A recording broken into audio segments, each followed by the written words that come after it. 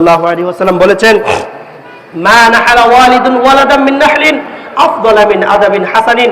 পিতামাতার পক্ষ থেকে সন্তানকে আদব তথা শিষ্টাচার, নম্রতা, ভদ্রতা, কার্টেসি শিক্ষা দেওয়া চেয়ে বড় কোনো উপহার নয়। সুতরাং আমরা আমাদের সন্তানদেরকে আদব তথা শিষ্টাচার শিক্ষা দেব। এই সন্তানরাই পরবর্তীতে আমি যে নির্দেশ দেব সেটা পালন করতে উদ্গ্রীব থাকবে। সন্তানকে যদি আদর না করি, ভালো না বাসি, চুমু না দেই, স্নেহ না করি, তাহলে এই সন্তান বড় হলে আমার কথা শুনবে না। সুতরাং ইব্রাহিম আলাইহিস সালামের আদর্শ হিসাবে আমরা আমাদের সন্তানের জন্য দোয়াও করতে পারি। সম্মানিত উপস্থিতি, সম্মানিত মুসলিম কেরাম, আমরা যদি আমাদের সন্তানদেরকে ভালো মানুষ বানাতে চাই, আমাদের সন্তানদেরকে ধর্মীয় শিক্ষা, দ্বীনি শিক্ষা দেওয়ার কোনো বিকল্প নাই।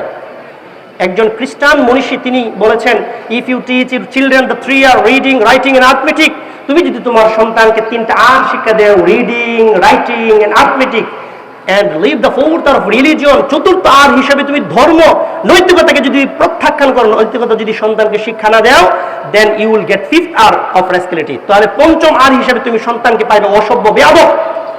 সন্তানকে যদি আমরা আদব শিক্ষা না দিই, সন্তান বেয়াদব হয়ে যাবে, বড় হবে আর বেয়াদব হয়ে যাবে।